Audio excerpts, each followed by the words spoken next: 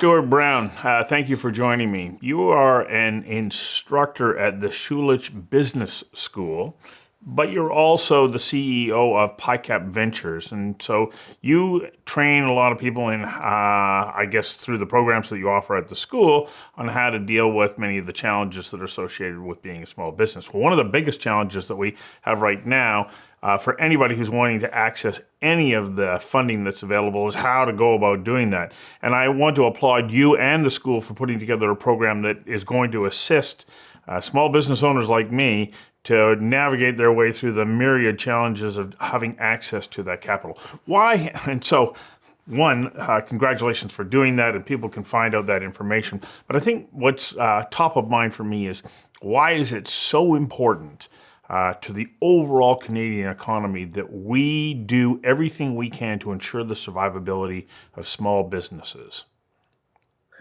Okay, so if you want to look at it from an economic standpoint, especially when it comes to employment, I believe about 70% of all jobs that are created in Canada actually are provided by small businesses. So given that, I mean, there's obviously huge employment incentives and needs to allow for these companies and support these companies so that they can survive through this pandemic and hopefully grow. So that's one thing. But then also they are a huge contributor to the GDP. Canada is a nation of small businesses. So those are the two clearest indicators as per how an economy is performing. And given the important role of small businesses, it's critical to really make sure that they survive through this pandemic. So do you think that the support that's being offered by the federal and in different jurisdictions, provincial governments, is going to be adequate?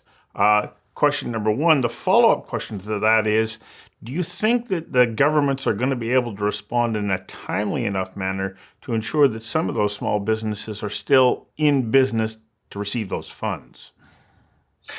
Well, I've heard a lot of criticism from entrepreneurs that despite the fact that there is a lot more funding that's being pushed through the regular channels, early stage companies are still finding it challenging to access that capital. I know that things are evolving and changing quite frequently, so hopefully there'll be new incentives that will be more applicable for early stage companies, particularly ones that don't have a long track record or are at the pre-revenue stage. Well, you've worked with an awful lot of those companies over the years, and they can find themselves in that cash crunch as they go from one level of financing to the next. What are essential elements to ensuring that a small organization can stretch out the resources they have and still be in business to get that next tranche of financing? Which in essence, in a way, that's what we're going to be getting from the federal government. That's right, yeah. So what I would say, I like to consider myself to be a glass half full type. And I really like the expression, never let a good crisis go to waste. And so what that term means to me as applies to entrepreneurship and small businesses is the fact that, you might be struggling out there as an entrepreneur, but then at the same time, so are your competitors.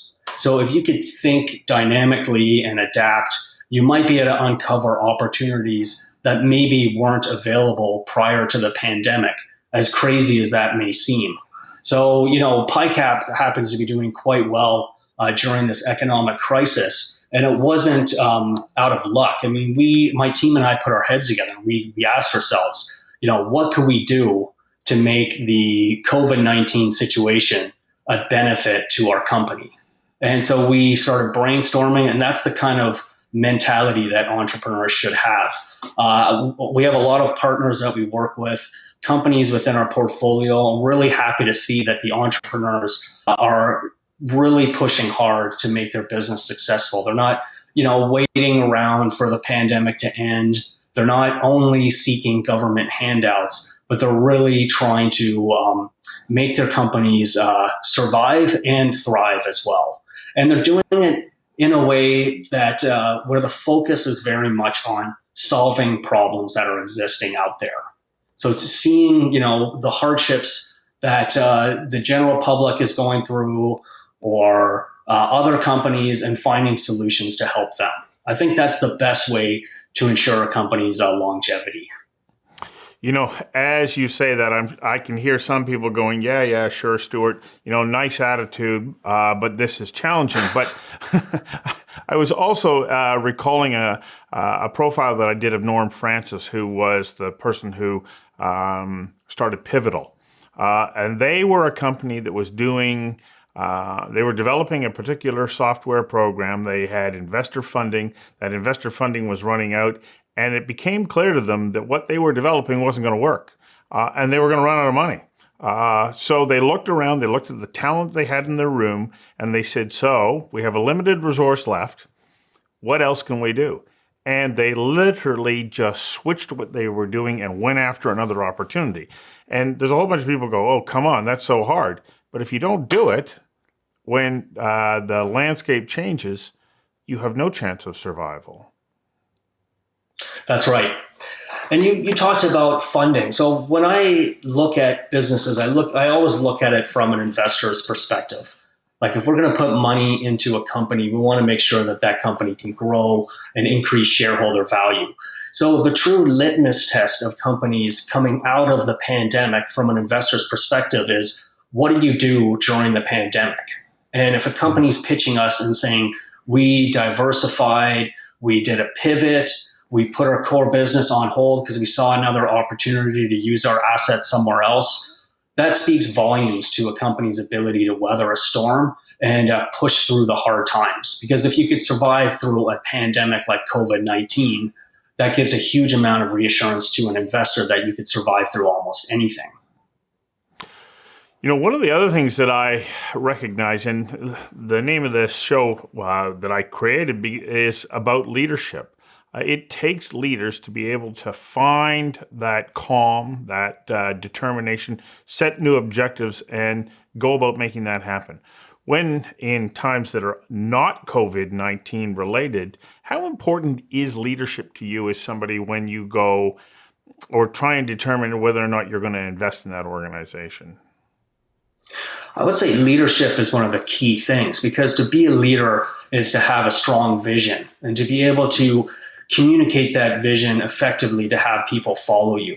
So that could relate to being a leader within an organization and convincing customers to buy into your product, or convincing your own employees to sign up and to take on a role within your business. And of course, it takes a leader to communicate their vision to an investor to buy into what they're trying to do. So I think being a leader is one of the most important things to have as a skill set when you're running a business. So what is core as far as individual personality assets in determining what is and isn't a good leader?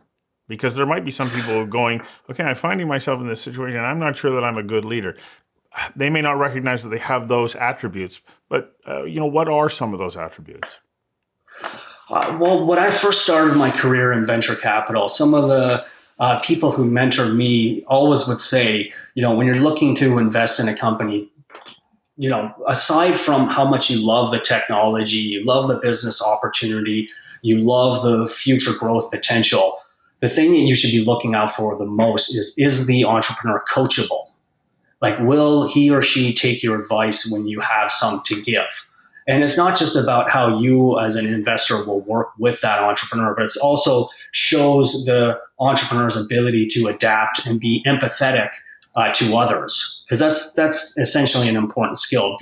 Being coachable, being able to adapt, but having the empathy to understand other people's perspectives. Because when you have that understanding, you'll be able to adapt your product and service effectively to find that proper problem solution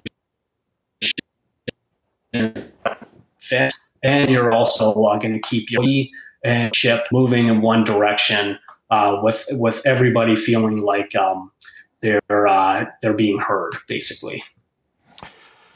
So I don't know whether or not you've seen this extraordinary video from with Arnold Schwarzenegger talking about his 5 keys to success. Have you seen that one? Haven't. Sounds interesting though. I encourage you to watch it because here's a guy, Arnold Schwarzenegger. We go, oh, yeah, okay, well, you were a success. But he had to overcome an extraordinary number of challenges that were standing in his way. And he talks about all the attitude things and all that is fine. But then he turns and he says, and then you have to be willing to work hard. There's there is no substitute for hard work, and how horrible it would be to get to the start line and not realize your potential because you didn't work hard enough. In a crisis like this, how committed do we as leaders have to be to working extremely hard? I think you have to work extremely hard to the point where it's almost an obsessive compulsive disorder, without, of course, having other issues come out of your personality that could turn people off. But yeah, it's critical to constantly be asking the question, what could I be doing today that I am not doing to push my company forward? And then pushing that and working to make sure that you achieve your objectives. Yeah, it's absolutely critical to have that strong work ethic, without question. One of the other things that we look at in non-COVID times is that we want to have a long-term vision and we work towards that. But in this environment, because the landscape is changing so quickly, how important is agility, agile thinking? That's extremely important. You could see it in the way that companies do their marketing, and their branding. Because if they come across as being too pushy and salesy in this time, it's really going to turn people off. Able to adapt their message to something that really has their finger on the pulse of the situation and speaks to what their market is looking for, and adapting their whole company's offering. Then that will speak volumes in terms of how a company can survive through this pandemic, because things are changing so quickly. So you have to be able to change with them. So when I saw the media release about what you and the Schulich School of Business, Global School of Business are doing, I thought, this is fantastic. You're saying, you're not going out of business, you're getting down to business. And you're rolling up your sleeves, you're saying, we're going to find a way to get through this. And really, collectively, that's what we need to do. Because as small businesses, we represent such an enormous a part of the Canadian economy and society as a whole. I really applaud you for what you're doing, because you're demonstrating agile thinking, finding opportunities, moving forward in the assistance of other people, ensuring that we get through this. Great, thank you. Yeah, I felt it was an important initiative to start, not just because I'm an entrepreneur and I feel the pain of entrepreneurs out there, but also the graduates of these MBA and Master of Finance programs. When I graduated from my MBA school, it was 2009, during the last economic crisis. So I really feel for them in terms of entering into this world, having put so much money into their education, learning a skill set, and then being faced with a situation where they have no opportunity to use that skill set. And on top of that, they're saddled with a huge amount of debt. So on the one hand, we have this massive resource of very bright grads, a lot of whom were actually students of mine at Schulich. And then on the other side, we have all of these entrepreneurs that are really struggling to redefine themselves in this current situation. So Pycap essentially is offering a platform where we could have the two meet each other and really create this kind of think tank to crank through the research that these companies need, not just to find all the funding that's available for them, but also to learn how to adapt to their business and do a lot of these things that you and I are talking about during this interview in order to ensure that the company survives and really feel that they have a team supporting them through this crisis. Well, I applaud you, as I said, on doing this. Do you have a website address that we can put up on the screen for those who want more information? Yeah, absolutely. So you can visit our website at pycap.ca. That's pycap.ca. And you'll find all the information there and a link to enter in a form if you're an entrepreneur and you want help. And you could also contact us at info@pycap.ca as well. Wonderful. Thank you, Stuart. Thank you for your time. Great. Thank you, too. All right. Talk soon.